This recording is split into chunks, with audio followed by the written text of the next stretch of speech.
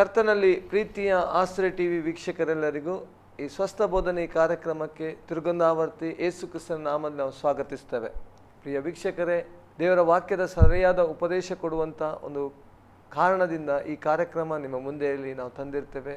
ಲೋಕದಲ್ಲಿ ನಮ್ಮ ಸುತ್ತಮುತ್ತ ಸಮಾಜಗಳಲ್ಲಿ ದೇವರ ವಾಕ್ಯವನ್ನು ಹಿಡಿದುಕೊಂಡು ನಾನಾ ವಿಧವಾದಂಥ ಬೋಧನೆ ಮಾಡುವಂಥ ಈ ಕಾಲಘಟ್ಟದಲ್ಲಿ ಜನರು ವಾಕ್ಯದಲ್ಲಿ ದೃಢವಾಗಿ ನಿಲ್ಲಬೇಕು, ವಾಕ್ಯದಲ್ಲಿ ಬೆಳಿಬೇಕು, ಸತ್ಯವಾಕ್ಯದ ಮೂಲ ಒಂದು ತತ್ವದಲ್ಲಿ ಬೆಳಿಬೇಕೆಂಬಂಥ ಸದುಪದೇಶದಿಂದ ಈ ಕಾರ್ಯಕ್ರಮ ನಿಮ್ಮ ಮುಂದೆ ಇದೆ. ಕಳೆದ ಸಂಚಿಕೆಗಳಲ್ಲಿ ನಾವು ಅನೇಕ ವಿಷಯಗಳನ್ನು ಮುನ್ನಡೆಯಾಗಿ ಅಥವಾ ಇಂಟ್ರೊಡಕ್ಷನ್ ಆಗಿ ನಾವು ಕಲಿತ್ಕೊಂಡೆವು.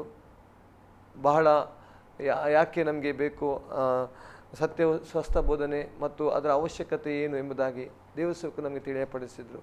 ಬನ್ನಿ, ಇವತ್ತು ಸಹ ಈ ಕಾರ್ಯಕ್ರಮನ ಮುಂದುವರಿಸಲಿಕ್ಕೆ ಬಯಸ್ತೇವೆ. ಇಂಟ್ರೊಡಕ್ಷನ್ನಲ್ಲಿ ಇನ್ನು ಯಾಕೆ ನಮಗೆ ಅವಶ್ಯಕತೆ ಇದೆ ಎಂಬುದಾಗಿ ಇನ್ನೂ ಅನೇಕ ವಿಷಯಗಳನ್ನು ಕಲಿಲಿಕ್ಕಿದ್ದೇವೆ. ನಮ್ಮ ಮಧ್ಯದಲ್ಲಿ ಉಡುಪಿಯಲ್ಲಿ ಸೇವೆ ಮಾಡ್ತಿರುವಂಥ ಪಾಸ್ಟರ್ ವಿಜಯ ಅಬ್ರಾಮ್ ಅವರಿದ್ದಾರೆ. ಯೇಸು ಕ್ರಿಸ್ತನ ನಾಮದಲ್ಲಿ ಅವರನ್ನು ಈ ಕಾರ್ಯಕ್ರಮದಲ್ಲಿ ಸ್ವಾಗತಿಸುವವರಾಗಿರೋಣ. Pastor price. ದಾರಿ ತಪ್ಪುವಂಥ ಈ ದಿವಸಗಳಲ್ಲಿ ಅಥವಾ ದಾರಿ ತಪ್ಪಿಸುವಂಥ ಈ ದಿವಸಗಳಲ್ಲಿ ದೇವರ ವಾಕ್ಯದ ಸ್ವಸ್ಥ ಬೋಧನೆಯನ್ನು ನಾವು ಈ ಕಾರ್ಯಕ್ರಮದ ಮೂಲಕ ನೀಡಲಿಕ್ಕೆ ಬಯಸ್ತಾ ಇದ್ದೇವೆ. ನೀವು ಸಹ ಭಾಳಷ್ಟು ವಿಷಯವೊಂದಿಗೆ ನಮ್ಮಂದಿ ಬಂದಿರ್ತೀರ. ಫಸ್ಟ್ ಕಳೆದ ಸಂಚಿಕೆಯಲ್ಲಿ ಸ್ವಸ್ಥ ಬೋಧನೆ ಅಂದರೆ ಏನು ಮತ್ತು ಸ್ವಸ್ಥ ಬೋಧನೆ ಅವಶ್ಯಕತೆ ಏನು ಎಂಬುದಾಗಿ ನಮಗೆ ಹೇಳಿದ್ದೀರ. ಆದರೆ ಸಮಯದ ಅಭಾವದಿಂದಾಗಿ ನಮಗೆ ಪೂರ್ತಿಯಾಗಿ ಕಲೀಲಿಕ್ಕೆ ಸಾಧ್ಯವಾಗಲಿಲ್ಲ ಅಥವಾ ತಿಳ್ಕೊಳ್ಳಿಕ್ಕೆ ಸಾಧ್ಯವಾಗಲಿಲ್ಲ. ಅಷ್ಟೇ, ಇನ್ನೂ ಅವಶ್ಯಕತೆ ಏನಿದೆ ದೇವರ ವಾಕ್ಯದ ಸ್ವಸ್ಥ ಬೋಧನೆ ಎಂಬುದಾಗಿ ಹೇಳ್ಬೋದಾ? ಖಂಡಿತವಾಗಿ ಸ್ವಸ್ಥ ಬೋಧನೆಯ ಅವಶ್ಯಕತೆ ನಮಗೆ ಬಹಳಷ್ಟು ಹೆಚ್ಚು ಇರುವಂಥ ಕಾಲದಲ್ಲಿದ್ದೇವೆ. ನಾವು ಕಳೆದ ಸಂಚಿಕೆಯಲ್ಲಿ ಮಾತಾಡುವಾಗ ಅಪೊಸ್ತಲರ ಕಾಲದಲ್ಲೇ ಸ್ವಸ್ಥ ಬೋಧನೆಗೆ ವಿರುದ್ಧವಾಗಿ ಅಥವಾ ತಪ್ಪಾದ ಬೋಧನೆಗಳು ಬಹಳಷ್ಟು ಎದ್ದಿದ್ದವು. ಇದನ್ನು ನಾವು ಮುಂದೆ ಒಂದೊಂದೇ ಡೀಟೇಲ್ ಆಗಿ ನಾವು ತಪ್ಪಾದ ಬೋಧನೆ ಬಗ್ಗೆ ಕಲೀಲಿಕ್ಕೆ ಹೋಗದಿದ್ರು ಸರಿಯಾದ ಬೋಧನೆ ಏನು ಅಂತ ಕಲಿಯುವಾಗ ತಪ್ಪಾದ ಬೋಧನೆಗಳು ಯಾವುದು ಅಂತ ನಮಗೆ ಅರ್ಥ ಆಗ್ತದೆ. ಆ ಒಂದು ವಿಷಯದಲ್ಲಿ ಇವತ್ತು ಒಂದು ವಾಕ್ಯವನ್ನು ನಾವು ನೋಡಿಕೊಂಡು ನಾವು ಹೋಗೋಣ. ಎಫೆಸ ಪತ್ರಿಕೆ 4ನೇ ಅಧ್ಯಾಯ ಅದರ 14ನೇ ವಾಕ್ಯವನ್ನು ಓದುವಾಗ ಅಲ್ಲಿ ನಮಗೆ ಬಹಳ ಮುಖ್ಯವಾದಂಥ ಒಂದು ಉಪದೇಶವನ್ನು ಅಥವಾ ಒಂದು ಸ್ವಸ್ಥ ಬೋಧನೆ ಅವಶ್ಯಕತೆಯನ್ನು ನೋಡಲಿಕ್ಕೆ ಸಾಧ್ಯವಾಗ್ತದೆ.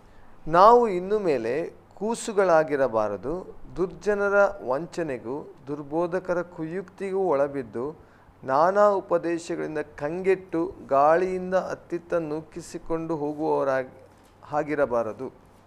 ನೋಡಿ, ಅಲ್ಲಿ ಪ್ರಕಾರ ನಾವು ಇನ್ನು ಮೇಲೆ ಕೂಸುಗಳಾಗಿರಬಾರದು, ದುರ್ಜನರ ವಂಚನೆಗೂ ದುರ್ಬೋಧಕರ ಕುಯುಕ್ತಿಗೂ ಒಳಬಿದ್ದು ನಾನಾ ಉಪದೇಶಗಳಿಂದ ಕಂಗೆಟ್ಟು ಗಾಳಿಯಿಂದ ಅತ್ತಿತ್ತ ನೂಕಿಸಿಕೊಂಡು ಹೋಗುವವರ ಹಾಗಿರಬಾರದು. ನೋಡಿ, ಕೊನೆ ಭಾಗದಲ್ಲಿ ನಮಗೆ ಸ್ವಸ್ಥ ಬೋಧನೆ ಇಲ್ಲದಿದ್ದರೆ ನಾವೇನಾಗ್ತೇವೆ? ಗಾಳಿಯಿಂದ ಅತ್ತಿತ್ತ ನೂಕಿಸಿಕೊಂಡು ಹೋಗುವವರ ಹಾಗೆ ಇರ್ತೇವೆ ಅಂತ. ಗಾಳಿ ಬಡದ ದಿಕ್ಕಿಗೆ ಹೋಗ್ತೇವೆ. ನೋಡಿ, ನಮಗೆ ಈ ಸಮುದ್ರದ ವಿಷಯ ಗೊತ್ತಿರುವಂಥವರಿಗೆ ಅಥವಾ ಸಮುದ್ರದ ಹಡಗುಗಳ ಒಂದು ಇತಿಹಾಸ ಗೊತ್ತಿರುವಂಥವರಿಗೆ ಗೊತ್ತು. ಈಗ ಎಲ್ಲ ಹಡಗುಗಳಿಗೆ ಯಂತ್ರ ಉಂಟು. ಯಂತ್ರದಿಂದ ಅದು ಯಾವ ದಿಕ್ಕಿಗೆ ಬೇಕಾದರೆ ಕೂಡ ಹೋಗ್ತದೆ. ಆದರೆ ಹಿಂದಿನ ಕಾಲದಲ್ಲಿ ಯಂತ್ರ ಇರಲಿಲ್ಲ. ಆವಾಗ ದೊಡ್ಡ ದೊಡ್ಡ ಚಾಪೆಗಳನ್ನು ಕಟ್ತಾಯಿದ್ರು ಮತ್ತು ಆ ಹಡಗು ಗಾಳಿ ಬಂದ ದಿಕ್ಕಿಗೆ ಹೋಗ್ತಾ ಇತ್ತು, ಗಾಳಿಯಿಂದ ನೂಕಿಸಿಕೊಂಡು ಹೋಗುವಂಥವು. ಈಗ ನಾವು ಹೇಗಿರಬೇಕು ಅಂತೇಳಿದರೆ, ನಾವು ವಿರುದ್ಧ ಸನ್ನಿವೇಶದಲ್ಲಿ ಕೂಡ ಹೋಗುವಂಥ ಒಂದು ಯಂತ್ರ ಇದ್ದವರಾಗಿ ಇರಬೇಕು. ನೋಡಿ, ಗಾಳಿ ವಿರುದ್ಧ ದಿಕ್ಕಿನಲ್ಲಿ ಬಡಿತಾ ಉಂಟು, ಆದರೆ ಕೂಡ ನಾವು ಆ ದಿಕ್ಕಲ್ಲಿ ಸಾಕ್ತೇವೆ. ಇನ್ನೊಂದು, ನಾವು ಗಾಳಿಯಿಂದ ನೂಕಿಸಿಕೊಂಡು ಹೋಗುವಂಥವರಾಗಿದ್ದರೂ ಅದು ಯಾವ ಗಾಳಿಯಾಗಿರಬೇಕು? ಪವಿತ್ರಾತ್ಮನಿಂದ ಒಯ್ಯುವಂಥ ಒಂದು ಅಥವಾ ಪವಿತ್ರಾತ್ಮನಿಂದ ತಳ್ಳಲ್ಪಟ್ಟು ಹೋಗುವಂಥವರಾಗಿರ್ಬೇಕು. ಲೋಕದ ಗಾಳಿಯಿಂದ ನಾವು ಹೋಗುವಂಥವರಾಗಿರಬಾರ್ದು. ಆದರೆ ನಾವು ನೋಡ್ತೇವೆ ಬಹಳಷ್ಟು ಜನರು ಲೋಕದ ಗಾಳಿಯಿಂದ ತಳ್ಳಲ್ಪಡುವಂಥವ್ರು. ಈಗ ನೋಡಿ, ಕೆಲವೊಂದು ಬೋಧನೆಗಳಿಗೆ ಕೆಲವೊಂದು ಟೈಮ್ ಇರ್ತದೆ, ಒಂದೊಂದು ಟ್ರೆಂಡ್. ಕೆಲವೊಮ್ಮೆ ಅದು ಎಲ್ಲ ವಿಷಯಗಳನ್ನು ಹೇಳದೆ ಹೋದರೂ ಕೂಡ ಕೇಳುಗರಿಗೆ ಕೂಡ ಗೊತ್ತಾಗ್ತದೆ. 1-2 ವರ್ಷ, 1 ವರ್ಷ ಒಂದು ಟ್ರೆಂಡ್. ಆಗ ಆ ಬೋಧನೆ ಬಹಳ ಪ್ರಬಲವಾಗಿರ್ತದೆ. ಇನ್ನು ನಿಧಾನವಾಗಿ ಆ ಬೋಧನೆ ಒಂದು ಡೌನ್ ಆಗ್ತದೆ, ಮತ್ತೊಂದು ಟ್ರೆಂಡ್ ಬರ್ತದೆ. ಟ್ರೆಂಡ್ ಎಂಬಂಥದ್ದು ಈಗ ನಮ್ಮ ಸೆಕ್ಯುಲರ್ ವರ್ಲ್ಡಲ್ಲಿ ನಾವು ನೋಡ್ತಾ ಇದ್ದೇವೆ. ಈ ಫ್ಯಾಷನ್ ಬಂದ ಹಾಗೆ. ಹೌದು, ಈಗ ಒಂದೊಂದು ರೀತಿಯ fashion. Tight pant, bell bottom pant, ಇನ್ನು ಬ್ಯಾಗಿ ಪ್ಯಾಂಟು, ಈಗ ಈಗ ಕೂಡ ಬೇರೆ ಬೇರೆ ರೀತಿಯ ಪ್ಯಾಂಟುಗಳು ಇದ್ದಾವೆ, ಶರ್ಟ್ಗಳಿದ್ದಾವೆ, ಲೇಡೀಸ್ ಫ್ಯಾಷನ್, ಹೀಗೆ ಅದೆಲ್ಲ ಕೆಲವು ಕಾಲಮಾನದಲ್ಲಿರುವಂಥದ್ದು. ಆದರೆ ನಮಗೆ ಸ್ಥಿರವಾದ ಅಡಿಸ್ಥಾನ ಅಥವಾ ಸ್ಥಿರವಾದ ಅಡಿಪಾಯ ಉಂಟು ಎಂಬುದಾಗಿ ವಾಕ್ಯ ಹೇಳುತ್ತೆ. ಆ ವಾಕ್ಯ ನಾನು ನಂತರ ಹೇಳ್ತೇನೆ. ಈಗ ನೋಡಿ, ನಾವು ಇನ್ನು ಮೇಲೆ ಕೂಸುಗಳಾಗಿರಬಾರದು ದುರ್ಜನರ ವಂಚನೆಗೂ. ನಮ್ಮನ್ನು ವಂಚಿಸುವವರು ಭಾಳ ಜನ ಇದ್ದಾರೆ. ಈಗ ಒಂದೇ ರೀತಿಯಲ್ಲಿ ವಂಚಕರು ಅಂತ ದೇವರ ವಾಕ್ಯದಲ್ಲಿ ಹೇಳಲಿಲ್ಲ, ಬೇರೆ ಬೇರೆ ರೀತಿಯಲ್ಲಿ ವಂಚಕರು ಇದ್ದಾರೆ ದೇವರ ವಾಕ್ಯವನ್ನು ಹೇಳಿಕೊಂಡು. ಯೇಸು ಕ್ರಿಸ್ತನ ದೈವತ್ವವನ್ನು ನಿಷೇಧಿಸುವಂಥವ್ರು ಇದ್ದಾರೆ. ಯೇಸು ಸ್ವಾಮಿ ದೇವರು ಅಲ್ಲ ಅಂತ ಹೇಳುವವರು ಇದ್ದಾರೆ. ಅವರು ದೇವರ ವಾಕ್ಯವನ್ನೇ ಬೋಧನೆ ಮಾಡ್ತಾರೆ ಕೆಲವೊಬ್ಬರು. ಇನ್ನು ತಂದೆ ಮಗ ಪವಿತ್ರಾತ್ಮನಾಗಿರೋ ತ್ರಿಯೇಕ ದೇವರ ನಾಮವನ್ನು ಅದನ್ನು ಬೇರೆ ರೀತಿಯಲ್ಲಿ ವಿರೋಧ ಮಾಡುವವರು ಇದ್ದಾರೆ. ಇನ್ನು ಪವಿತ್ರಾತ್ಮನ ಒಂದು ಸಾನ್ನಿಧ್ಯ, ಅಭಿಷೇಕ, ಈ ರೀತಿ ವರಗಳು ಅದನ್ನು ವಿರೋಧಿಸುವಂಥವ್ರು ಇದ್ದಾರೆ. ಇನ್ನು ಪವಿತ್ರಾತ್ಮನ ವರಗಳಲ್ಲಿಯ ಒಂದು ಪ್ರಕಟಣೆ, ಡೆಮಾನ್ಸ್ಟ್ರೇಷನ್, ಅದನ್ನು ತಪ್ಪಾಗಿ ಗ್ರಹಿಸಿ ಬೇರೆ ಬೇರೆ ರೀತಿ ಹೇಳುವಂಥವ್ರು ಇದ್ದಾರೆ. ಇನ್ನು ದೀಕ್ಷಾಸ್ಥಾನದ ವಿಷಯ, ಬೇರೆ ಬೇರೆ ಬೇರೆ ಬೇರೆ ವಿಷಯ, ಯೇಸು ಕ್ರಿಸ್ತನ ಬರುವಿಕೆಯ ಬಗ್ಗೆ ಅಥವಾ ಪರಿಶುದ್ಧ ಜೀವಿತದ ಬಗ್ಗೆ, ಪಾಪದ ಬಗ್ಗೆ ಏನು ದೇವರ ವಾಕ್ಯ ಡೀಲ್ ಮಾಡ್ತದೆ ಅದರ ಬಗ್ಗೆ ಎಲ್ಲ ತಪ್ಪಾದ ರೀತಿಯಲ್ಲಿ ಬೋಧನೆ ಮಾಡೋರು ಲೋಕದಲ್ಲಿದ್ದಾರೆ. ಆದರೆ ಎಲ್ಲ ಬೋಧನೆಗಳು ದೇವರ ವಾಕ್ಯದಲ್ಲಿದ್ದಾವೆ. ಅಂದರೆ ಸತ್ಯ ಬೋಧನೆ, ಇದೆಲ್ಲಕ್ಕೂ ಸಂಬಂಧಪಟ್ಟಂಥ ಒರಿಜಿನಲ್ ಬೋಧನೆ ಏನು, ಪಾಪದ ವಿಷಯದಲ್ಲಿ ಹೇಗೆ ಇರಬೇಕು, ಅಥವಾ ಹಣದ ವಿಷಯದಲ್ಲಿ ಹೇಗಿರಬೇಕು, ಇನ್ನು ದೀಕ್ಷಾಸ್ನಾನ ಹೇಗೆ ಇರಬೇಕು, ಪವಿತ್ರಾತ್ಮನ ಒಂದು ತುಂಬಿಸುವಿಕೆ ಮತ್ತು ಅದರ ಲಕ್ಷಣಗಳು ಏನಿದ್ದಾವೆ ಎಲ್ಲ ದೇವರ ವಾಕ್ಯದಲ್ಲಿ ಸಿಗ್ತದೆ. ಆದರೆ ನಮಗೆ ಆ ಎಲ್ಲ ಬೋಧನೆಗಳು ಸ್ವಸ್ಥ ಬೋಧನೆ ಮೂಲಕವೇ ನಮಗೆ ಸಿಗಬೇಕು, ಸೌಂಡ್ ಡಾಕ್ಟ್ರಿನ್ ಮೂಲಕವಾಗಿ. ಸೌಂಡ್ ಡಾಕ್ಟ್ರಿನ್ ಮೂಲಕ ಸಿಕ್ಕಾಗ ಆ ವಿಷಯಗಳಲ್ಲಿ ನಾವು ದುರ್ಜನರ ವಂಚನೆಗೆ, ದುರ್ಬೋಧಕರ ಕುಯುಕ್ತಿಗೆ ಒಳಬಿದ್ದು ನಾನಾ ಉಪದೇಶಗಳಿಂದ ಕಂಗೆಟ್ಟು, ನೋಡಿ ಅದು ಭಾಳ ಇಂಪಾರ್ಟೆಂಟ್. ಕೊನೆಗೆ ಏನಾಗ್ತದೆ, ಅನೇಕರು ಕಂಗೆಟ್ಟು ಹೋಗ್ತಾರೆ. ಇವತ್ತೊಂದು ಬೋಧನೆ ಮಾಡ್ತಾರಪ್ಪ ಇವರು, ನಾಳೆ ಮತ್ತೊಂದು ಹೇಳ್ತಾರೆ, ಅವರು ಬಂದು ಬೇರೊಂದು ಹೇಳ್ತಾರೆ, ಇವರು ಬಂದು ಮತ್ತೊಂದು ಹೇಳ್ತಾರೆ. ಇದರಲ್ಲಿ ಯಾವುದು ಒರಿಜಿನಲ್ ಯಾರಿಗೆ ಗೊತ್ತು? ಅಷ್ಟೇ ಆಗ್ತದೆ ಕಣೆ. ನನಗೆ ಎಲ್ಲೂ ಇಲ್ಲದ ಪರಿಸ್ಥಿತಿ ಆಗ್ತದೆ. ನಾನಾ ಉಪದೇಶಗಳಿಂದ ಕಂಗೆಟ್ಟು ಹೋಗ್ತಾರೆ. ಅಲ್ಲ, ಈಗ ನಮ್ಮ ಸುತ್ತಮುತ್ತಲು ಇದೇ ಪರಿಸ್ಥಿತಿ ನೋಡಿ. ಇದು ಈಗಿನ ಪರಿಸ್ಥಿತಿ ಅಲ್ಲ, 2000 ವರ್ಷಗಳ ಹಿಂದಿನಿಂದಲೇ ಆ ಪರಿಸ್ಥಿತಿ ಬಂದಿತ್ತು ಭಾಳ ಜನರಿಗೆ. ನಾನಾ ಉಪದೇಶಗಳಿಂದ ಅವರು ಬರ್ತಾರೆ, ಅವರು ಸೇವಕರು, ಅವರು ಒಂದು ಉಪದೇಶ ಹೇಳ್ತಾರೆ, ಮತ್ತೊಬ್ಬರು ಬಂದು ಅದಕ್ಕೆ ವಿರೋಧವಾಗಿ ಹೇಳ್ತಾರೆ, ಇನ್ನೊಬ್ಬರು ಬಂದು ಬೇರೆ ಎಂದು ಹೇಳ್ತಾರೆ. ಹಾಗಾದರೆ ಒರಿಜಿನಲ್ ಎಲ್ಲಿದೆ? ಆ ಒರಿಜಿನಲ್ ಸಿಗಬೇಕು ಅಂತ ಹೇಳಿದರೆ ನಾವು ದೇವರ ವಾಕ್ಯಕ್ಕೆ ಬರಬೇಕು. ಈಗ ಬಹಳಷ್ಟು ಜನರ ಸಮಸ್ಯೆ ಏನು ಅಂತ ಹೇಳಿದರೆ, ಅವರು ಕೇಳಿದ್ದನ್ನಷ್ಟೇ ನಂಬ್ತಾರೆ, ದೇವರ ವಾಕ್ಯ ಓದಲ್ಲ. ದೇವರ ವಾಕ್ಯ ಓದಬೇಕು, ಸ್ಟಡಿ ಮಾಡಬೇಕು, ಮತ್ತು ಆ ದೇವರ ವಾಕ್ಯದ ಮೂಲ ಸ್ವರೂಪದಲ್ಲಿರುವಂಥದ್ದನ್ನು ಟೀಚ್ ಯಾರು ಮಾಡ್ತಾರೆ ಅದನ್ನು ಕೇಳಬೇಕು. ಈಗ ಬಿಡಿ, ಸೌಂಡ್ ಡಾಕ್ಟ್ರಿನ್ ಅಂತ ಹೇಳುವಾಗ ಎಲ್ಲರೂ ತಾವು ಮಾಡೋ ಸೌಂಡ್ ಡಾಕ್ಟ್ರಿನ್ ಅಂತಲೇ ಹೇಳ್ತಾರೆ. ನಾನು ನಮ್ಮದು ಸಭೆಯಲ್ಲಿ ದುರ್ಬೋಧನೆ ಮಾಡುವ ಸಭೆ ಇದೆ ಬನ್ನಿ ಅಂತ ಯಾರೂ ಹೇಳುವುದಿಲ್ಲ, ಯಾರೂ ಕೂಡ ಹಾಗೆ ಹೇಳುವುದಿಲ್ಲ. ಆದ್ರೇನು, ನಮಗೆ ಒಂದು ವೇಳೆ ಓದಲಿಕ್ಕೆ ಬರದಿದ್ದರೆ ಎಲ್ಲೋ ಮೋಸ ಹೋಗಿದ್ದೇವೆ ಅಂತ ಅನಿಸಿಕೊಂಡ್ರು ಕೂಡ ಈ ಕಾಲದಲ್ಲಿ ಬಹುತೇಕ ಜನರಿಗೆ ಓದಲಿಕ್ಕೆ ಬರ್ತದೆ. ಮತ್ತು ಎರಡನೇದು, ಸೌಂಡ್ ಡಾಕ್ಟ್ರಿನ್ ಯಾವುದು ಅಂತ ಒಂದು ಪ್ರೇಯರ್ ಮಾಡಿ ನೋಡಲಿಕ್ಕೂ ಕೂಡ ಆಗ್ತದೆ. ಸ್ವಾಮಿ, ಇದರಲ್ಲಿ ಒರಿಜಿನಲ್ ಯಾವುದಪ್ಪ, ಸರಿಯಾದದ್ದು ಯಾವುದು? ಈಗ ಭಾಳ ಜನ ಇದೆಲ್ಲ ಪ್ರೇಯರ್ ಮಾಡುವುದಿಲ್ಲ. ಪ್ರೇಯರ್ ಮಾಡಬೇಕು ಅಂತೇಳಿದರೆ ತಾವೆಲ್ಲೋ ತಪ್ಪಿನಲ್ಲಿ ಸಿಕ್ಕಾಕೊಂಡಿದ್ದೇವೆ ಅಂತ ಗೊತ್ತಾದರೆ ಮಾತ್ರ ಕೆಲವೊಮ್ಮೆ ಪ್ರೇಯರ್ ಮಾಡ್ಬೋದು. ಈಗ ಏನು ಮಾಡಬೇಕು? ಪ್ರತಿ ವಿಶ್ವಾಸಿ ಪ್ರಾರ್ಥನೆ ಮಾಡಬೇಕು, ಸ್ವಾಮಿ ನನಗೆ ಸೌಂಡ್ ಡಾಕ್ಟ್ರಿನಲ್ಲಿ ನಡೆಸು, ಸ್ವಸ್ಥ ಬೋಧನೆಯಲ್ಲಿ ನಡೆಸು. ಅದಕ್ಕೆ ದಾವಿದ ಪ್ರಾರ್ಥನೆ ಮಾಡ್ತೇನೆ, ನನ್ನನ್ನು ಮಟ್ಟ ನೆಲದಲ್ಲಿ ನಡೆಸು. ಮಟ್ಟ ನೆಲ, ಸರಿಯಾದ ಸಮತಟ್ಟಾದ ನೆಲ. ಹೌದು, ಅಂದರೆ ಒರಿಜಿನಲ್ ಟೀಚಿಂಗಲ್ಲೇ ನಡೆಸು ಸ್ವಾಮಿ. ನಿನ್ನ ಆ ಒರಿಜಿನಲ್ ಟೀಚಿಂಗ್ ನನಗೆ ಬೇಕು ಸ್ವಾಮಿ, ನಾನು ನಿನ್ನ ಹಿಂಬಾಲಿಸ್ತೇನೆ. ಏನು ಪ್ರಿಜುಡೈಸ್ ಅಥವಾ ಏನಂತ ಹೇಳ್ತಾರೆ, ಪೂರ್ವಾಗ್ರಹ ಏನೂ ಇಲ್ಲ. ಆ ಸ್ವಸ್ಥ ಬೋಧನೆ, ಸರಿಯಾದ ಬೋಧನೆ, ಮೂಲ ಬೋಧನೆ, ಆ ಒರಿಜಿನಲ್ ಬೋಧನೆ, ಆ ಬೋಧನೆಯಲ್ಲಿ ನಡೆಸು. ಇಲ್ಲದಿದ್ದರೆ ಏನಾಗ್ತೇವೆ, ಅಲ್ಲೊಂದು ಇಲ್ಲೊಂದು ಇಲ್ಲೊಂದು ಇಲ್ಲೊಂದು ಎಲ್ಲ ಏನಾಗ್ತದೆ, ಈ ಗಾಳಿಯಿಂದ ನೂಕಿಸಿಕೊಂಡು ಹೋಗುವಂಥ ರೀತಿಯಲ್ಲಿ ಬಂದು ಸ್ವಲ್ಪ ಗಾಳಿ ಬಿಟ್ಟರು, ಆ ಗಾಳಿಯಲ್ಲಿ ಸ್ವಲ್ಪ ದಿನ ಹೋದರು, ಆಮೇಲೆ ಆಚೆಯಿಂದ ಮತ್ತೊಬ್ಬರು ಒಂದು ಗಾಳಿಯನ್ನು ಕಳಿಸಿದರು, ಆ ಗಾಳಿಯಲ್ಲಿ ಹೋದರು. ಇವನು ಎಂದೂ ಕೂಡ ದಡ ಸೇರುವುದೇ ಇಲ್ಲ. ದೇವರ ವಾಕ್ಯ ಹೇಳ್ತಾ ನಾವು ಆಚೆ ದಡ ಸೇರಬೇಕು. ಈಚೆ ದಡ ಲೋಕ, ಆಚೆ ದಡ ಪರಲೋಕ ಅಥವಾ ದೇವರ ರಾಜ್ಯ. ನಾವು ಈಗ ಲೋಕವೆಂಬ ಸಾಗರದಲ್ಲಿ ಇದ್ದೇವೆ. ನಾವು ಆಚೆ ದಡ ತಲುಪಬೇಕು ಅಂತೇಳಿದರೆ ಸ್ವಸ್ಥ ಬೋಧನೆ ಇರಬೇಕು. ಒಂದು ಪವಿತ್ರಾತ್ಮ ಎಂಬ ಗಾಳಿಯಿಂದ ನಾವು ಹೋಗಬೇಕು. ಎರಡನೇದು, ನಮ್ಮ ಒಳಗಡೆ ಪವಿತ್ರಾತ್ಮವನ್ನು ದೇವರು ಕೊಟ್ಟಿದ್ದಾನೆ. ಈಗ ಈ ಪವಿತ್ರಾತ್ಮವೇ ಯಂತ್ರ. ನಾವು ವಿರುದ್ಧವಾದ ಗಾಳಿ ಬಂದರೂ ನಾವು ಆ ಗಾಳಿಯನ್ನು ಜಯಿಸಿ ಆಚೆಗೆ ಹೋಗಬೇಕು. ಅದಕ್ಕೋಸ್ಕರ ಇಲ್ಲಿ ಹೇಳ್ತಾ ಉಂಟು, ನಾನಾ ಉಪದೇಶಗಳಿಂದ ಕಂಗೆಟ್ಟು ಗಾಳಿಯಿಂದ ಅತ್ತಿತ್ತ ನೂಕಿಸಿಕೊಂಡು ಹೋಗುವವರ ಆಗಿರಬಾರದು. ಇನ್ನು ನೋಡಿ, ಇನ್ನೊಂದು ವಾಕ್ಯವನ್ನು ನಾವು ನೋಡುವಾಗ ಅಲ್ಲಿ ಬಹಳ ಚೆನ್ನಾಗಿ ನಮಗೆ ಕಂಡುಕೊಳ್ಳಲಿಕ್ಕೆ ಸಾಧ್ಯವಾಗ್ತದೆ. 2 ತಿಮೋಥೆಯ ಅದರ 2ನೇ ಅಧ್ಯಾಯ 19ನೇ ವಾಕ್ಯಕ್ಕೆ ಬರುವಾಗ ಇಲ್ಲಿ ಬಹಳ ಸುಂದರವಾದಂಥ ಒಂದು ವಿಷಯವನ್ನು ನೋಡಲಿಕ್ಕೆ ಸಾಧ್ಯ ಉಂಟು. ಆದರೂ ದೇವರ ಸ್ಥಿರವಾದ ಅಸ್ತಿವಾರವು ನಿಲ್ಲುತ್ತದೆ, ಅದರ ಮೇಲೆ ತನ್ನವರು ಯಾರೆಂಬುದನ್ನು ಕರ್ತನು ತಿಳಿದಿದ್ದಾನೆಂತಲೂ ಕರ್ತನ ನಾಮವನ್ನು ಹೇಳಿಕೊಳ್ಳುವವರೆಲ್ಲರೂ ದುರ್ಮಾರ್ಗತನವನ್ನು ಬಿಟ್ಟು ಬಿಡಬೇಕೆಂತಲೂ ಲಿಪಿಯುಂಟು. ನೋಡಿ, ಆದರೂ ದೇವರ ಸ್ಥಿರವಾದ ಅಸ್ತಿವಾರವು ನಿಲ್ಲುತ್ತದೆ, ಅದರ ಮೇಲೆ ತನ್ನವರು ಯಾರ್ಯಾರೆಂಬುದನ್ನು ಕರ್ತನು ತಿಳಿದಿದ್ದಾನೆಂತಲೂ ಕರ್ತನ ನಾಮವನ್ನು ಹೇಳಿಕೊಳ್ಳುವವರೆಲ್ಲರೂ ದುರ್ಮಾರ್ಗವನ್ನು ಬಿಟ್ಟು ಬಿಡಬೇಕೆಂತಲೂ ಲಿಪಿಯುಂಟು.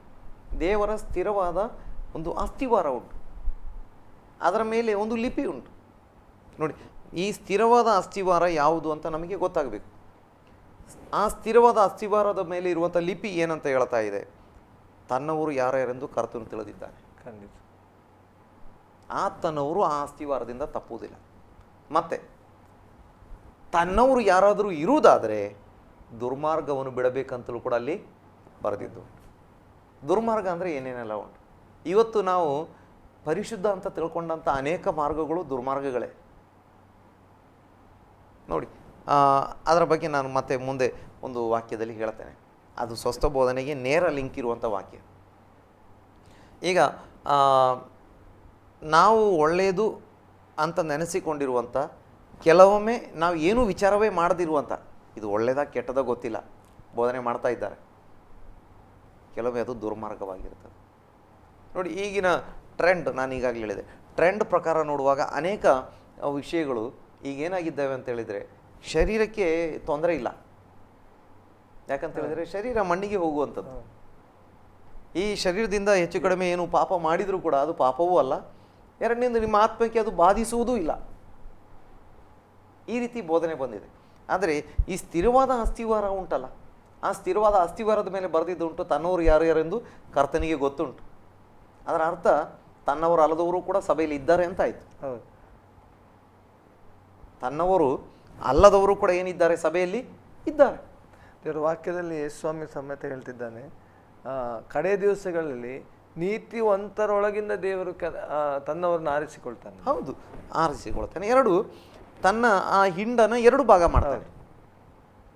ಅಂದರೆ ಇನ್ನೊಂದು ನೋಡಿ, ಸ್ವಾಮಿ ಹೇಳ್ತಾರೆ, ಆ ಬಿತ್ತಿದವನು ನಿದ್ರೆ ಮಾಡಿದ ಸಮಯದಲ್ಲಿ ಶತ್ರು ಬಂದು ಹಣಜಿ ಬಿತ್ತಿ ಹೋದು. ಆಗ ಬಂದು ಸೇವಕರು ಹೇಳ್ತಾರೆ, ನೀನು ಬಿತ್ತಿದ್ದು ಗೋಧಿ ಅಲ್ವಾ, ಈಗ ಹಣಜಿ ಕೂಡ ಉಂಟು, ನಾವು ಕಿತ್ತಿ ತೆಗಿಯೋಣವೋ? ಬೇಡ, ಒಂದು ವೇಳೆ ಕಿತ್ತಿ ತೆಗಿಲಿಕ್ಕೆ ನೀವು ಹೋದರೆ ಏನಾಗ್ಬೋದು, ಗೋಧಿ ಕೂಡ ಕಿತ್ತಿ ಹೋಗ್ಬೋದು. ನೋಡಿ, ಈಗ 2 ಇದೆ. ಅದಕ್ಕೆ ದೇವರು ಹೇಳ್ತಾರೆ, ಆ ತನ್ನವರನ್ನಾದರೂ ಏನು ಮಾಡಬೇಕು, ಉಳಿಸ್ಬೇಕು. ಸ್ವಸ್ಥ ಬೋಧನೆ, ಅವರೇನು ಮಾಡ್ತಾರೆ, ಆ ಸ್ವಸ್ಥ ಬೋಧನೆ ನಡೆದುಕೊಂಡು ದೇವರ ಜನರಾಗಿ ನಿಲ್ತಾರೆ. ತನ್ನವರು ಯಾರು ಅಂತ ತನಗೆ ಗೊತ್ತುಂಟು, ಕರ್ತನಿಗೆ ಗೊತ್ತುಂಟು. ಅವರೇನು ಮಾಡಬೇಕು ಅಂತೇಳಿ ದುರ್ಮಾರ್ಗವನ್ನು ಬಿಡಬೇಕು ಅಂತ ಕೂಡ ಬರೆದಿದ್ದುಂಟು. ನೋಡಿ, ಅದರ ಬಗ್ಗೆ ಭಾಳಷ್ಟು ವಿಷಯಗಳನ್ನು ನನಗೆ ಪ್ರಕಟಣೆಯಲ್ಲಿ ನೋಡ್ಲಿಕ್ಕೆ ಸಾಧ್ಯವಾಗ್ತದೆ. ಅವ್ರೇನು ಮಾಡಬೇಕು, ಇಸಬೆಲ್ಲ ಬೋಧನೆಯನ್ನು ಬಿಟ್ಟು ಬಿಡಬೇಕು, ನಿಕೋಲೋವಿಯರ ಬೋಧನೆಯನ್ನು ವಿರೋಧಿಸಬೇಕು, ಬಿಟ್ಬಿಡಬೇಕು. ಇಸಬೆಲ್ಲ ಏನಂತ ಹೇಳ್ತಾ ಇದ್ಲು? ಇಸಬೆಲ್ಲ ಹೇಳ್ತಾ ಇದ್ದಿದ್ದು ಇದೆ, ಈ ಶರೀರ ಅನ್ನುವಂಥದ್ದು ಏನು, ಮಣ್ಣಿಗೆ ಹೋಗುವಂಥದ್ದು, ಜಾರತ್ತ ಮಾಡಬಹುದೆಂದು ಮತ್ತು ವಿಗ್ರಹಕ್ಕೆ ಅರ್ಪಿಸಿದ್ದನ್ನು ತಿನ್ನಬಹುದೆಂದು ಅವಳು ಹೇಳ್ತಾ ಇದ್ಲು ಅಂತ ಅಲ್ಲಿ ನಮಗೆ ವಾಕ್ಯದಲ್ಲಿ ಹೇಳಿದ್ದುಂಟು. ಆದರೆ ಮುಖ್ಯ ವಿಷಯ ಜಾರತ್ವ. ಆಗ ದೇವರು ಹೇಳ್ತಾರೆ, ನಾನು ಅವಳನ್ನು ಅವಳ ಜೊತೆಗೆ ಜಾರತ್ವ ಮಾಡಿದವರನ್ನು ನಾನು ಶಿಕ್ಷಿಸುವೆನು. ನೋಡಿ, ಅದು ಕೇವಲ ಶರೀರ ಸಂಬಂಧವಾದ ವ್ಯಭಿಚಾರದ ವಿಷಯ ಮಾತ್ರ ಹೇಳದೆ, ಎಲ್ಲ ವಿಧವಾದ ದುರ್ಮಾರ್ಗತನ, ಇಸಬೆಲ್ಲ ಆತ್ಮ ಅಂತ, ಸ್ಪಿರಿಟ್ ಆಫ್ ಜೆಸಬೆಲ್ ಅಂತ. ಹಾಗೆ ಈ ಒಂದು ಸ್ಥಿರವಾದ ಅಸ್ತಿವಾರ ನಿಲ್ತದೆ. ಆ ಅಸ್ತಿವಾರದ ಬಗ್ಗೆ ನಮಗೆ ಗೊತ್ತಾಗಬೇಕು ಅಂತ ಹೇಳಿದರೆ ನಮಗೆ ಸ್ವಸ್ಥ ಬೋಧನೆ ಬೇಕು. ಅದಕ್ಕೆ ಸಂಬಂಧಪಟ್ಟಂತೆ ಇನ್ನೊಂದು ವಾಕ್ಯವನ್ನು ಕೂಡ ಓದಿಕೊಳ್ಳೋಣ. 1 ಕೊರಿಂಥಿಯ 3ನೇ ಅಧ್ಯಾಯ 10 ಮತ್ತು 11ನೇ ವಾಕ್ಯ. ದೇವರು ನನಗೆ ಕೃಪೆಯಿಂದ ಒಪ್ಪಿಸಿದ ಕೆಲಸವನ್ನು ನಡೆಸಿ ನಾನು ಪ್ರವೀಣ ಶಿಲ್ಪಿಯಂತೆ ಅಸ್ತಿವಾರ ಹಾಕಿದೆನು, ಮತ್ತೊಬ್ಬನು ಅದರ ಮೇಲೆ ಕಟ್ಟುತ್ತಾನೆ, ಪ್ರತಿಯೊಬ್ಬನು ತಾನು ಅದರ ಮೇಲೆ ಎಂಥದನ್ನು ಕಟ್ಟುತ್ತಾನೋ ಎಚ್ಚರಿಕೆಯಾಗಿರಬೇಕು. ಹಾಕಿರುವ ಅಸ್ಥಿವಾರವು ಯೇಸು ಕ್ರಿಸ್ತನೇ. ಆ ಅಸ್ಥಿವಾರವನ್ನಲ್ಲದೆ ಮತ್ತೊಂದು ಅಸ್ಥಿವಾರವನ್ನು ಯಾರೂ ಹಾಕಲಾರರಷ್ಟೇ. ಆ ಅಸ್ಥಿವಾರದ ಮೇಲೆ ಚಿನ್ನ, ಬೆಳ್ಳಿ, ರತ್ನ, ಕಟ್ಟಿಗೆ, ಹುಲ್ಲು, ಆಪು ಮುಂತಾದವುಗಳಲ್ಲಿ ಯಾವುದರಿಂದ ಕಟ್ಟಿದರೂ ಅವನವನ ಕೆಲಸವು ವ್ಯಕ್ತವಾಗುವುದು. ಇಲ್ಲಿ ನೋಡಿ ಎಷ್ಟು ಸ್ಪಷ್ಟವಾಗಿ ಹೇಳಿದ್ದುಂಟು. ನಾನು ಪ್ರವೀಣ ಶಿಲ್ಪಿಯಂತೆ ಅಸ್ಥಿವಾರವನ್ನು ಹಾಕಿದ್ದೇನೆ. ಆ ಅಸ್ಥಿವಾರವು ಯೇಸು ಕ್ರಿಸ್ತನೇ. ಅಲ್ಲಿ ನೋಡಿ, ಮತ್ತೊಬ್ಬನು ಅದರ ಮೇಲೆ ಕಟ್ಟುತ್ತಾನೆ, ಪ್ರತಿಯೊಬ್ಬನು ತಾನು ಎಂಥದನ್ನು ಕಟ್ಟುತ್ತಾನೆ ಎಚ್ಚರಿಕೆಯಾಗಿರು. ಹಾಕಿರುವ ಅಸ್ಥಿವಾರವು ಯೇಸು ಕ್ರಿಸ್ತನೇ. ಆ ಅಸ್ಥಿವಾರವನ್ನಲ್ಲದೆ ಮತ್ತೊಂದು ಅಸ್ಥಿವಾರವನ್ನು ಯಾರೂ ಹಾಕಲಾರ ಅಷ್ಟೇ. ಅದೇ ಸ್ಥಿರವಾದ ಅಸ್ಥಿವಾರ. ಇನ್ನು ನೋಡಿ, ಆ ಅಸ್ಥಿವಾರದ ಮೇಲೆ ಕಟ್ಟುವಾಗ ಇನ್ನೊಂದು ವಾಕ್ಯವನ್ನು ನಮಗೆ ಎಫೆಸ ಪತ್ರಿಕೆಗೆ ಬರುವಾಗ ಅಲ್ಲಿ 2ನೇ ಅಧ್ಯಾಯ ಅದರ 20ನೇ ವಾಕ್ಯದಿಂದ ಓದುವಾಗ ಅಲ್ಲಿ ಓದಬಹುದು. ಅಪೊಸ್ತಲರು ಪ್ರವಾದಿಗಳು ಎಂಬ ಅಸ್ಥಿವಾರದ ಮೇಲೆ ನೀವು ಮಂದಿರದೋಪಾದಿಯಲ್ಲಿ ಕಟ್ಟಲ್ಪಟ್ಟಿದ್ದೀರಿ. ಯೇಸು ಕ್ರಿಸ್ತನೇ ಮುಖ್ಯವಾದ ಮೂಲೆಗಲ್ಲು. ಆತನಲ್ಲಿ ಕಟ್ಟಡದ ಎಲ್ಲ ಭಾಗಗಳು ಒಂದಕ್ಕೊಂದು ಹೊಂದಿಕೆಯಾಗಿ ಕಟ್ಟಡ ವೃದ್ಧಿಯಾಗುತ್ತಾ ಕರ್ತನಲ್ಲಿ ಪರಿಶುದ್ಧ ದೇವಾಲಯವಾಗುತ್ತದೆ. ನೋಡಿ, ಅಲ್ಲಿ ನಾವು ನೋಡಿದ್ದೇವೆ ಯೇಸು ಕ್ರಿಸ್ತನೇ ಅಸ್ಥಿವಾರ. ಇಲ್ಲಿ ನಾವು ನೋಡ್ತಾ ಇದ್ದೇವೆ ಅಪೊಸ್ತಲರು ಮತ್ತು ಪ್ರವಾದಿಗಳು ಎಂಬ ಅಸ್ಥಿವಾರದ ಮೇಲೆ ನೀವು ಮಂದಿರದೋಪಾದಿಯಲ್ಲಿ ಕಟ್ಟಲ್ಪಡ್ತಾ ಇದ್ದೀರಿ. ಯೇಸು ಕ್ರಿಸ್ತನೇ ಮುಖ್ಯವಾದ ಮೂಲೆಗಲ್ಲು. ನೋಡಿ, ಒರಿಜಿನಲ್ ಅಸ್ಥಿವಾರ ಅನ್ನುವಂಥದ್ದು ಯೇಸು ಸ್ವಾಮಿ. ಯೇಸು ಸ್ವಾಮಿಯ ಮೇಲೆ ಈಗ ನಾವು ಒಂದು ಬಿಲ್ಡಿಂಗ್ ಕಟ್ಟುವಾಗ ಮೊದಲು ಅಡಿಗಲ್ಲು ಅಥವಾ ನಂತರ ಅಲ್ಲಿ ಫೌಂಡೇಶನ್ ಹಾಕ್ತೇವೆ. ಅದರ ಮೇಲೆ ಬಂದು ಒಂದು ಬೆಲ್ಟನ್ನು ಹಾಕ್ತೇವೆ. ಏನೆಲ್ಲ ಫೌಂಡೇಶನ್ಗೆ 3-4 ಸ್ಟೇಜ್ ಇದೆ. ಹಾಗೆ ಮೊದಲನೆಯ ಮೂಲ ಅಸ್ಥಿವಾರ ಅನ್ನುವಂಥದ್ದು ಯೇಸು ಸ್ವಾಮಿ. ಅದರ ಮೇಲೆ ಅಪೊಸ್ತಲರು ಪ್ರವಾದಿಗಳು ಎಂಬಂಥ ಆ ಒಂದು ಅಸ್ಥಿವಾರ. ಈಗ ಅದರ ಮೇಲೆ ಈಗ ನಾವೇನಾಗ್ತಾ ಇದ್ದೇವೆ, ಜೀವಂತ ಕಲ್ಲುಗಳಾಗಿ ನಾವು ಮಂದಿರದೋಪಾದಿಯಲ್ಲಿ ಕಟ್ಟಲ್ಪಡ್ತಾ ಇದ್ದೇವೆ. ಅದರ ಅರ್ಥ ಯೇಸು ಸ್ವಾಮಿ ಮಾಡಿದ ಬೋಧನೆ ನಮ್ಮ ನಿಜವಾದ ಅಸ್ಥಿವಾರ. ಅದರ ಮೇಲೆ ಬಂದಾಗ ಅಪೊಸ್ತಲರು ಪ್ರವಾದಿಗಳಿಗೆ ಪವಿತ್ರಾತ್ಮನ ಮೂಲಕವಾಗಿ ಯೇಸು ಸ್ವಾಮಿ ಅಥವಾ ದೇವರು ಕೊಟ್ಟಂಥ ಆ ಟೀಚಿಂಗ್ಸ್ ಏನಿದೆ ಅದು ನಮ್ಮ ಅಸ್ಥಿವಾರ. ಯೇಸು ಸ್ವಾಮಿಯಿಂದ ಬಂದಂಥದ್ದು, ನಂತರ ಯೇಸು ಸ್ವಾಮಿಯಿಂದ ಅಪೊಸ್ತಲರ ಮೂಲಕವಾಗಿ ಪ್ರವಾದಿಗಳ ಮೂಲಕವಾಗಿ ಕೊಡಲ್ಪಟ್ಟಂಥದ್ದು ಅದು ನಮ್ಮ ಅಸ್ಥಿವಾರ. ಮೂಲೆಗಲ್ಲು ಯೇಸು ಸ್ವಾಮಿ. ಈಗ ಅದರ ಮೇಲೆ ನಾವು ಕಟ್ಟಬೇಕು. ಈಗ ನಾವೇ ಒಂದು ಹೊಸ ಅಸ್ಥಿವಾರವನ್ನು ಹಾಕಲಿಕ್ಕೆ ಸಾಧ್ಯವಿಲ್ಲ. ಈಗ ನೋಡಿ, ಅನೇಕ ಕಡೆಗಳಲ್ಲಿ ಹೊಸ ಹೊಸ ಅಸ್ಥಿವಾರಗಳನ್ನು ಹಾಕ್ತಾ ಇದ್ದಾರೆ. ಅದು ಮೂಲ ಅಸ್ಥಿವಾರಕ್ಕೆ ಮ್ಯಾಚ್ ಆಗಲ್ಲ. ಈಗ ನಾನೊಂದು ಮನೆ ಕಟ್ತಾ ಇದ್ದೇನೆ, ನಾನೊಂದು 2 ಅಂತಸ್ತು ಕಟ್ಟಿದ ಮೇಲೆ ತಂದು ಇನ್ನೊಂದು ಫೌಂಡೇಶನ್ ಹಾಕ್ತೇನೆ ಅಂತ ಹೇಳಿದ್ರೆ ಹೇಗಿರ್ತದೆ? ಅದು ಫೌಂಡೇಶನ್ ಅಲ್ಲ, ಅದು ಆ ಒರಿಜಿನಲ್ ಸ್ಕೆಚ್ಚನ್ನು ಹಾಳು ಮಾಡುವಂಥ ಕೆಲಸ.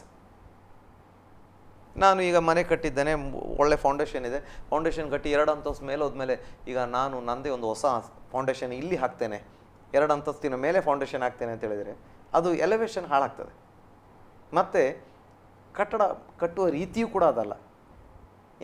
ಮೂಲ ಎಂಜಿನಿಯರ್ ಬಂದಾಗ ಏನು ಮಾಡ್ತಾ ಇದ್ದೀರಿ ಅಂತ ಕೇಳುವ ನಾವು ಫೌಂಡೇಶನ್ ಹಾಕ್ತಾ ಇದ್ದೇನೆ. ನಾನು ಹಾಕಿದ್ದೇನೆ ಫೌಂಡೇಶನ್, ನೀವೇನು ಮಾಡಿ ಫೌಂಡೇಶನ್ ಮೇಲೆ ನಾನು ಕೊಟ್ಟ ಸ್ಕೆಚ್ ಪ್ರಕಾರ ನೀವು ಕಟ್ಟಿದರೆ ಸಾಕು. ಅಲ್ಲಿ ಅದೇ ನೋಡಿ, ಕಟ್ಟಡದ ರೀತಿಯಲ್ಲಿ ಅಲ್ಲಿ ವರ್ಣಿಸಲಾಗಿದೆ. ಅಪೊಸ್ತಲರು ಪ್ರವಾದಿಗಳು ಎಂಬ ಅಸ್ಥಿವಾರದ ಮೇಲೆ ನೀವು ಮಂದಿರದೋಪಾದಿಯಲ್ಲಿ ಅಥವಾ ನಾವು ಮಂದಿರದೋಪಾದಿಯಲ್ಲಿ ಕಟ್ಟಲ್ಪಡ್ತಾ ಇದ್ದೇವೆ.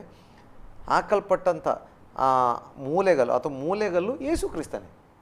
ಅಲ್ಲಿ ನಾವು ಕೊರಿಂಥ್ಯ ಪತ್ರಿಕೆಯಲ್ಲಿ ಓದಿದ್ದೇವೆ 3:10-11 ಹಾಕಲ್ಪಟ್ಟ ಅಸ್ಥಿವಾರವು ಯೇಸು ಕ್ರಿಸ್ತನೇ.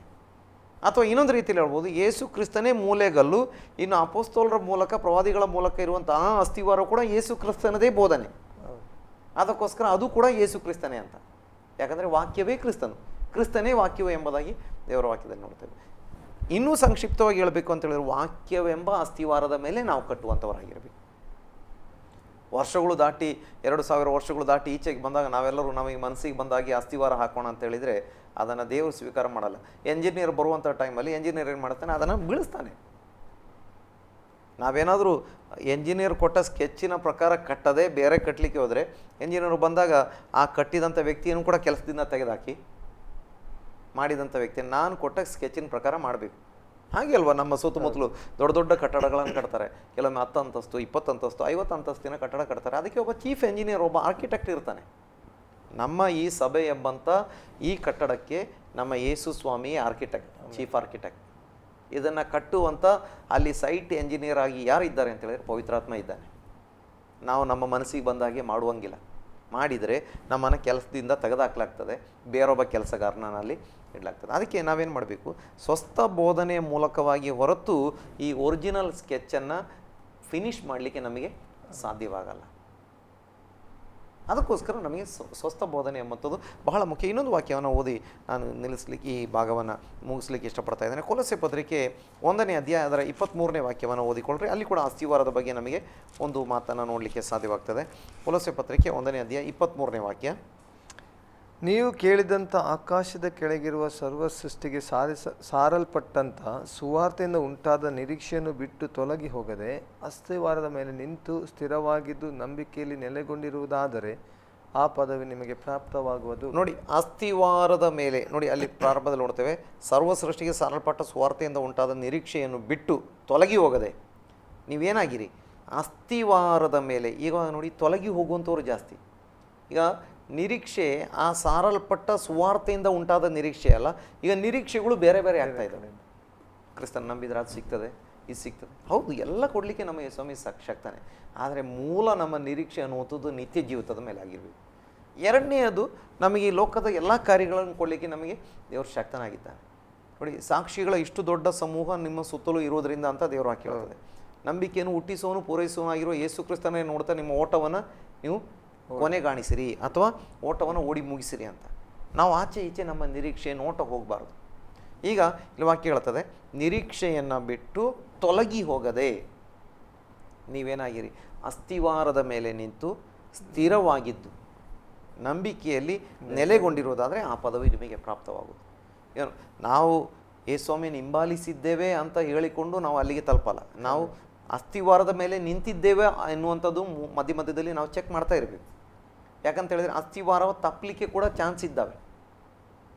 ಯಾಕಂತ ಹೇಳಿದರೆ ಅಸ್ತಿವಾರ ಹೊಸದಾಗಿ ಹಾಕುವಂಥವ್ರು ಭಾಳ ಜನ ಲೋಕದಲ್ಲಿ ಇರೋದ್ರಿಂದ ನಮ್ಮ ಅಸ್ತಿವಾರವನ್ನು, ಯಾಕಂದರೆ ನಮ್ಮ ಬೇರು ಸಹಿತ ಕೀಳುವಂಥವರು ಕೂಡ ಇದ್ದಾರೆ. ನಂಬಿಕೆಯಿಂದ ಕಿತ್ತಿ ಹಾಕುವಂಥ ಹೋರಾಟಗಳು ಲೋಕದಲ್ಲಿ ಬಹಳ ಇದ್ದಾವೆ. ಈ ಕಾರಣದಿಂದ ಮಧ್ಯದಲ್ಲಿ ನಾನು ಅಸ್ತಿವಾರದ ಮೇಲೆ, ಯೇಸು ಕ್ರಿಸ್ತನು ಅಪೊಸ್ತಲರು ಪ್ರವಾದಿಗಳು ಆಗಿರುವಂಥ ಅಸ್ತಿವಾರದ ಮೇಲೆ ನಾನು ಇದ್ದೇನಾ, ಆ ಒಂದು ಮೂಲ, ಆ ಒಂದು ನಿರೀಕ್ಷೆ ನನ್ನಲ್ಲಿ ಉಂಟಾ, ನಾನು ಕರ್ತನ ಕಡೆಗೆ ಬಂದಾಗ ಇದ್ದಂಥ ಆ ನಿರೀಕ್ಷೆ ನನ್ನಲ್ಲಿ ಈಗಲೂ ಉಂಟಾ, ನಾನು ಈಗಲೂ ಆ ಅಸ್ತಿವಾರದಲ್ಲೇ ಇದ್ದೇನಾ, ನಾನು ತೊಲಗಿ ಹೋಗಿದ್ದೇನಾ, ನಾನು ತಪ್ಪಿ ಹೋಗಿದ್ದೇನಾ. ನೋಡಿ, ಟ್ರೈನು ಟ್ರ್ಯಾಕ್ ಮೇಲೆ ಹೋಗ್ತಾ ಇರ್ತದೆ. ಟ್ರ್ಯಾಕಲ್ಲಿ ಹೋಗ್ತಾ ಇರುವಾಗ 1 ಇಂಚು ತಪ್ಪಿದರೂ ಕೂಡ ಅದು ಬೀಳ್ತದೆ, ಅಥವಾ ಅದು ಟ್ರೈನ್ ಹಳಿ ತಪ್ಪಿ ಟ್ರ್ಯಾಕ್ ತಪ್ಪಿ ದೊಡ್ಡ ಅಪಘಾತ ಆಗ್ತದೆ. ಟ್ರ್ಯಾಕಲ್ಲೇ ನಾನು ಇದ್ದೇನಾ. ನೋಡಿ, ಟ್ರ್ಯಾಕ್ ಮುಂದೆ ಹೋಗ್ತದೆ, ಅಲ್ಲಿ ಬಂದಾಗ ಡಿವಿಷನ್ಸ್ ಬರ್ತದೆ. ಯಾಕಂತ ಹೇಳಿದರೆ ಸ್ಟೇಷನಿಗೆ ಹೋಗಬೇಕು ಅಥವಾ ಬೇರೆ ಕಡೆಗೆ ಏನೆಲ್ಲ ಡಿವಿಷನ್ಸ್, ಅಲ್ಲಿ ಕೂಡ ಸ್ವಲ್ಪ ಹೆಚ್ಚು ಕಡಿಮೆ ಆದರೆ ನಾವು ಟ್ರ್ಯಾಕ್ ತಪ್ಪಿ ದೊಡ್ಡ ಅಪಘಾತ ಆಗಲಿಕ್ಕೆ ಚಾನ್ಸ್ ಇರ್ತದೆ. ಅಲ್ಲಿ ಆ ಸ್ಟೇಷನ್ ಮಾಸ್ಟರ್ ಅಥವಾ ಆ ಸ್ಟೇಷನಲ್ಲಿರುವಂಥ ಏನು ಅದರ ಮೆಕ್ಯಾನಿಕ್ಸು, ಟೆಕ್ನಿಷಿಯನ್ಸು, ಅವರು ಏನು ಅಲ್ಲಿ ಟ್ರ್ಯಾಕನ್ನು ಜೋಡಿಸ್ತಾರೆ, ಆ ಟ್ರ್ಯಾಕ್ ಮೇಲೆ ಹೋದರೆ ನಮಗೆ ಕರೆಕ್ಟಾಗಿ ನಮ್ಮ ಡೆಸ್ಟಿನೇಷನಿಗೆ ತಲುಪಲಿಕ್ಕೆ ಆಗ್ತದೆ. ಇಲ್ಲದಿದ್ದರೆ ಬೇರೆ ಟ್ರೈನ್ನೊಂದಿಗೆ ಆಕ್ಸಿಡೆಂಟ್ ಕೂಡ ಆಗ್ತದೆ. ಇಲ್ಲ, ನಾನು ಹೀಗೆ ಹೋಗ್ತೇನೆ ಅಂತ ಹೇಳಿದರೆ ಆಕ್ಸಿಡೆಂಟ್ ಆಗ್ತದೆ. ಅದಕ್ಕೋಸ್ಕರ ಈ ಅಸ್ತಿವಾರ ಎಂಬಂಥದ್ದು ಭಾಳ ಮುಖ್ಯ. ಅಸ್ತಿವಾರದಲ್ಲಿ ನಾವು ನೆಲೆಗೊಂಡಿರಬೇಕು. ಅಸ್ತಿವಾರದಲ್ಲಿ ನೆಲೆಗೊಂಡಿದ್ದು ಕ್ರಿಸ್ತನಲ್ಲಿ ನಿರೀಕ್ಷೆ ನಮಗೆ ಇರಬೇಕು ಅಂತ ಹೇಳಿದರೆ ನಮಗೆ ಸ್ವಸ್ಥ ಬೋಧನೆ ನಮಗೆ ಅತ್ಯವಶ್ಯಕವಾಗಿ ಬೇಕಾಗ್ತದೆ. ನಮಗೆ ಇಲ್ಲದಿದ್ದರೆ ನಾವು ಬೇರೆ ಕಡೆ ಗುರಿ ಹೋಗ್ತದೆ, ಬೇರೆ ಕಡೆ ಲಕ್ಷ್ಯ ಹೋಗ್ತದೆ, ಬೇರೆ ಕಡೆ ನಮ್ಮ ವಿಚಾರಗಳು ಹೋಗ್ತವೆ, ಬೇರೆ ಕಡೆ ನಮ್ಮ ಆಲೋಚನೆಗಳು ಹೋಗ್ತವೆ. ಕೊನೆಗೆ ಕ್ರಿಸ್ತನನ್ನು ನೋಡೋದು ಬಿಟ್ಟು ಲೋಕವನ್ನು ನೋಡ್ತಾ ನಮ್ಮ ಓಟವನ್ನು ನಾವು ನಾಶನದಲ್ಲಿ ಕೊನೆಗಾಣಿಸುವಂಥವರಾಗಿರ್ತಾರೆ. ಪ್ರಿಯ ವೀಕ್ಷಕರೇ, ಇವತ್ತಿನ ಕಾರ್ಯಕ್ರಮದಲ್ಲಿ ಸ್ವಸ್ಥ ಬೋಧನೆ ಅವಶ್ಯಕತೆಯ ಬಗ್ಗೆ ನಾವು ಕಲಿತಿರುವಾಗ ದೇವ ಸೇವಕರು ಹೇಳಿದ್ರು, ಅಡಿಸ್ಥಾಯದಲ್ಲಿ ನಾವು ನಿಂತಿದ್ದೇವೋ ಇಲ್ಲವಾ ಎಂಬುದಾಗಿ ನಾವು ಪರೀಕ್ಷಿಸುವುದಕ್ಕಾಗಿ ನಮಗೆ ಸ್ವಸ್ಥ ಬೋಧನೆ ಬೇಕು. ಯಾಕಂದರೆ ವಾಕ್ಯವೇ ನಮಗೆ ಅಡಿಸ್ಥಾಯ, ಕ್ರಿಸ್ತನೇ ನಮಗೆ ಅಡಿಸ್ಥಾಯ. ಆ ಕ್ರಿಸ್ತನಲ್ಲಿ ನಾವು ನೆಲೆಗೊಳ್ಳಿರದಿರದೆ ಆ ಮನೆಯಾಗಲಿ ಆ ಕಟ್ಟಡವಾಗಲಿ ಅದು ಎಂದು ಸ್ಥಿರವಾಗಿರಲಿಕ್ಕೆ ಸಾಧ್ಯವಿಲ್ಲ. ದೇವರ ವಾಕ್ಯದಲ್ಲಿ ನಾವು ನೆಲೆಗೊಂಡಿರುವುದಾದರೆ ಮಾತ್ರನೇ ಸ್ಥಿರವಾಗಿ ನಿಲ್ಲಲಿಕ್ಕೆ ಸಾಧ್ಯ ಉಂಟು. ಇವತ್ತು ಅಡಿಸ್ಥಾಯದಿಂದ ತಪ್ಪಿಸುವಂಥ ಅನೇಕ ಬೋಧನೆಗಳು ಬರುವಂಥ ವೇಳೆಯಲ್ಲಿ, ಅಥವಾ ಮಾರ್ಗ ತಪ್ಪಿಸುವಂಥ ದೇವರ ವಾಕ್ಯದಿಂದ ತಪ್ಪಿಸುವಂಥ ಅನೇಕ ಬೋಧನೆಗಳು ಬರುವಂಥ ವೇಳೆಯಲ್ಲಿ ನಾವು ಕ್ರಿಸ್ತನ ವಾಕ್ಯದಲ್ಲಿ ಸ್ವಸ್ಥ ಬೋಧನೆ ನಿಂತಿರುವುದಾದರೆ ಆ ಕಟ್ಟಡ ಮಂದಿರೋಪಾದಿಯಲ್ಲಿ ಕಟ್ಟಲ್ಪಡ್ತದೆ ಎಂಬುದಾಗಿ ವಾಕ್ಯ ಹೇಳ್ತದೆ. ದೇವಸೇವಕರು ನಮಗೆ ತಿಳಿಸಿದರು. ನಮ್ಮನ್ನು ಪರೀಕ್ಷಿಸುವಂಥ ಸಮಯ ಇದಾಗಿರ್ತದೆ. ಈ ಮೂಲಕವಾಗಿ ನಿಮ್ಮನ್ನು ಕ್ರಿಸ್ತನ ಸತ್ಯ ಉಪದೇಶದಲ್ಲಿ ನಿಲ್ಲಿಸುವುದಕ್ಕಾಗಿ ನಾವು ಇವತ್ತಿನ ಕಾರ್ಯಕ್ರಮದಲ್ಲಿ ಪ್ರಯತ್ನ ಮಾಡಿದೆವು. ನೀವು ಕರ್ತನ ವಾಕ್ಯದಲ್ಲಿ ನೀವು ಪರೀಕ್ಷಿಸಿಕೊಳ್ಳ್ರಿ ಎಂಬುದಾಗಿ ಹೇಳುತ್ತಾ ಇವತ್ತಿನ ಕಾರ್ಯಕ್ರಮನ ಮುಗಿಸಲಿಕ್ಕೆ ಬಯಸ್ತೇವೆ. ನಮ್ಮ ಮಧ್ಯದಲ್ಲಿ ಆಸರೆ ಟಿವಿಯಲ್ಲಿ ಬಂದು ವಿಸ್ತಾರವಾಗಿ ಸ್ವಸ್ಥ ಬೋಧನೆ ಈ ಕಾರ್ಯಕ್ರಮದಲ್ಲಿ ಯಾಕೆ ಅವಶ್ಯಕತೆ ಇದೆ ಎಂಬುದಾಗಿ ಹೇಳಿಕೊಟ್ಟಂಥ ದೇವಸೇವಕರಿಗೆ ಆಸರೆ ಟಿವಿ ಪರವಾದಂಥ ವಂದನೆಗಳು. ಅಷ್ಟೇ ಪ್ರೈಸಲೋರ್. ಪ್ರಿಯ ವೀಕ್ಷಕರೇ, ಇನ್ನೂ ಅನೇಕ ವಿಚಾರಗಳೊಂದಿಗೆ ಸ್ವಸ್ಥ ಬೋಧನೆ ಈ ಕಾರ್ಯಕ್ರಮದಲ್ಲಿ ನಾವು ಬರಲಿಕ್ಕಿದ್ದೇವೆ. ಇನ್ನೂ ಯಾಕೆ ಬೇಕೆಂಬುದಾಗಿ ಅನೇಕ ವಿಷಯಗಳು ನಮ್ಮ ಮುಂದೆ ಇರ್ತದೆ, ನಾವು ಕಲೀಲಿಕ್ಕಿದ್ದೇವೆ. ತಪ್ಪದೆ ವೀಕ್ಷಿಸಿರಿ ಮತ್ತು ಅನೇಕರಿಗೆ ನೀವು ಪ್ರೋತ್ಸಾಹಿಸಿರಿ, ತಿಳಿಯಪಡಿಸಿರಿ. ಕಾರ್ಯಕ್ರಮ ಆಸರೆ ಟಿವಿಯಲ್ಲಿ ಪ್ರಸಾರವಾಗ್ತಿದೆ ಎಂಬುದಾಗಿ ಹೇಳ್ರಿ, ಅವ್ರನ್ನು ನೀವು ಪ್ರೋತ್ಸಾಹಿಸಿರಿ ಎಂಬುದಾಗಿ ಹೇಳುತ್ತೇವೆ. ಮಾತ್ರವಲ್ಲ, ಈ ಕಾರ್ಯಕ್ರಮದ ಮುಗಿಸಲಿಕ್ಕೆ ಬಯಸ್ತೇವೆ. ಇನ್ನೊಂದು ಕಾರ್ಯಕ್ರಮದಲ್ಲಿ ಬರುವವರೆಗೆ ನಿಮ್ಮ ನೆಚ್ಚಿನ ಆಸರೆ ಟಿವಿಯನ್ನು ವೀಕ್ಷಿಸ್ತಾ ಇರಿ. ವಂದನೆಗಳು.